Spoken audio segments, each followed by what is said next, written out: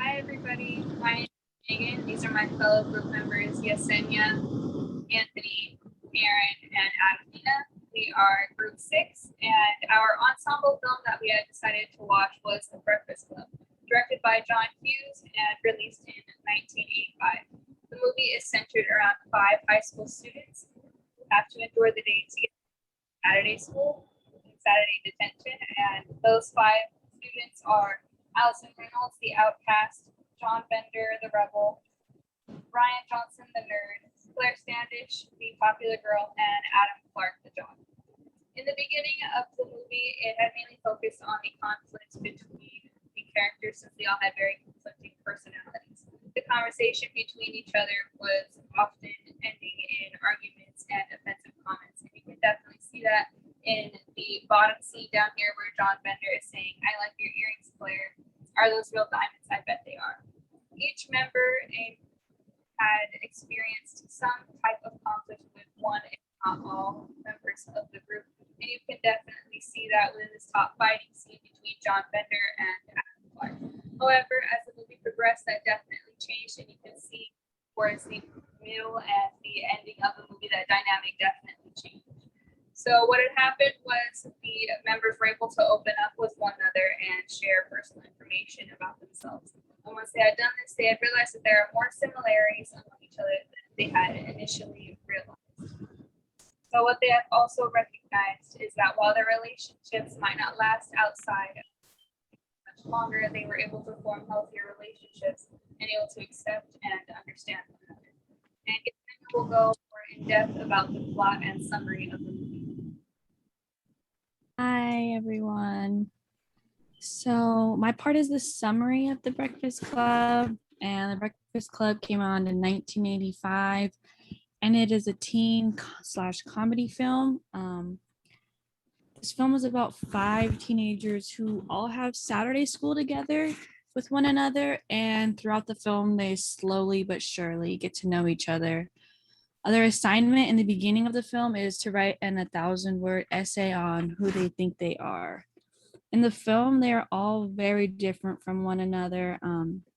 There's an athlete, a popular girl, an outcast, there's a nerd, and then there's a criminal. I'm going like this because that's how they describe them in the movie. That's not how I would describe them in real life. In the beginning, none of them really get along with each other. And you can tell it's because of like their social class, like when it comes to like high school.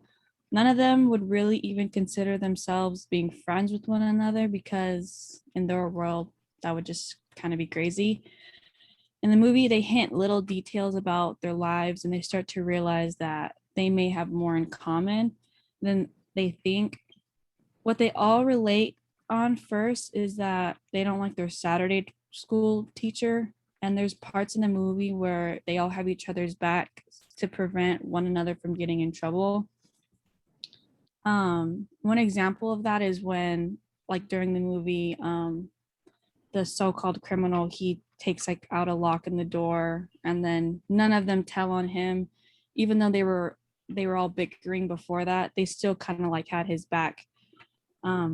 So they often bicker back and forth like all throughout the movie because you can tell that some of them think of themselves kind of more highly as the other members in Saturday school.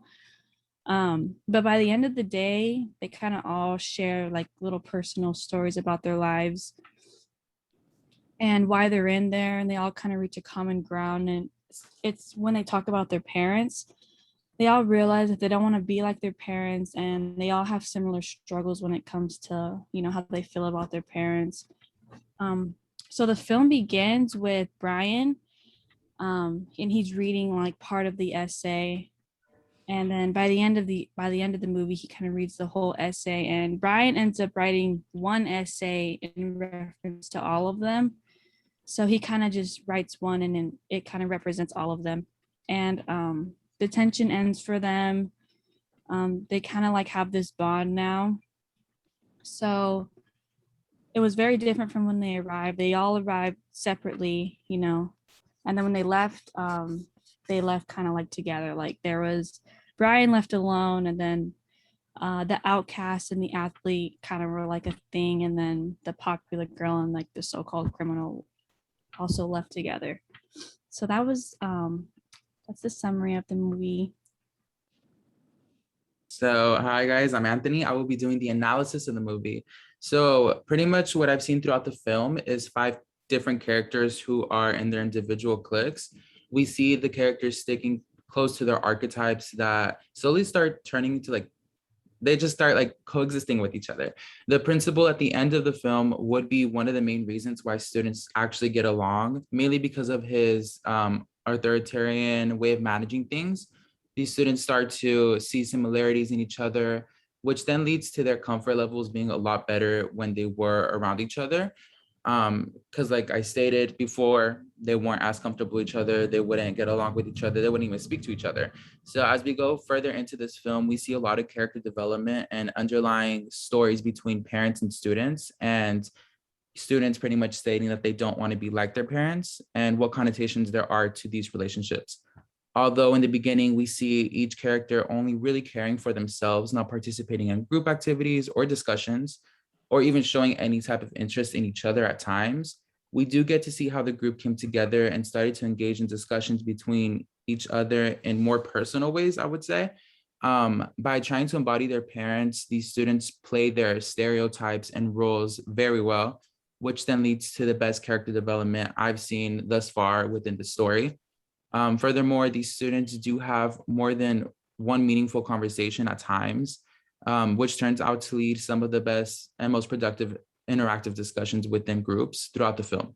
The group only ever productively engaged in conversations with each other due to the principal's way of handling things, which was authoritarian, which may or may not have affected the interactions in a good or bad way, I would say. In the beginning and going towards the middle of the film, students didn't tend to ask many questions with each other. They didn't really interact with each other, not until the principal again interferes due to their behavior and weighing of their actions. That's when they start to grow and we see growth a lot. The interactions between members were interesting at times. There was mutual agreements, disagreements, and much more. While analyzing the behavior of students, we see them use a lot of slang, different tones towards each other, and little to some team talk when speaking in a group. As these five students grow and learn from their mistakes or even issues that they themselves are dealing with, we don't see a real happy ending like we do in most films. In addition to them not having one of those happy endings, we do see them separate towards the end of the film and kind of just come to a conclusion that, you know, they won't be like their parents. And a lot of character development and growth throughout the film was seen within the analysis that I done. So here's Aaron with the discussion part of our presentation. Hi, so hi, so I'm Aaron Velasquez, and we answered a few questions from the prompt as a group. Overall, we have grown as a group and have learned from the mistakes that happened in the last report and presentation we did. We have learned many things, such as to start working on our group assignments earlier throughout the week and now communicate better through our new communication method, which is Prono. We have grown as a group since we have gotten to know each other a little better through Prono, Zoom meetings, and while watching The Breakfast Club. It is to say that we have gotten a little more comfortable with each other and we communicate with respect, but also while using slang language and casual language. We would say it's a pretty good thing since we didn't know each other at first and we had some difficulties with communicating through the Canvas inbox. Now that we have everything under control and feel more comfortable as a group, we hope to continue to get to know each other more and more as time goes by, while also completing our assignments and goals. In addition, while communicating with each other, we always ask questions such as what if. Questions like that give us more ideas and more options to do as a group, since some of us can have different ideas and think differently, which can give us more options, as I mentioned. And that's it for the discussion. Here's Adelina with the conclusion. Hi guys, I'm Adelina and I will be going over the conclusion part of the presentation. So The Breakfast Club is an ideal representation of a assembled film. The Breakfast Club, created in 1985, was well ahead of its time. And it is still considered today as one of the most inspiring high school movies ever made. The movie introduces us to the characters as the stereotypes that each student considers the other. The nerd, which is Ha, the beauty, Ringwald, the jock, Esteves, the rebel, Nelson, and the recluse, Shady. What happens when you place 5 teenagers, all from different social groups, in a single detention room for a day? At first, they hate each other and think that they have nothing in common. But as the day goes on, they find out that they are more similar than they originally had thought. The Breakfast Club is an extraordinary film about how teenagers choose to deal with life's pressures. Each character is different in their own way, but they all have something in common. This film associates with us, Group 6. We are a group that consists of five people, 3 women and 2 men. We are all unique in our own ways. The women in our group, which is me, Yesenia, and Megan, are the social butterflies. We get the guys to talk to us. We ask them questions just so we could see what they think.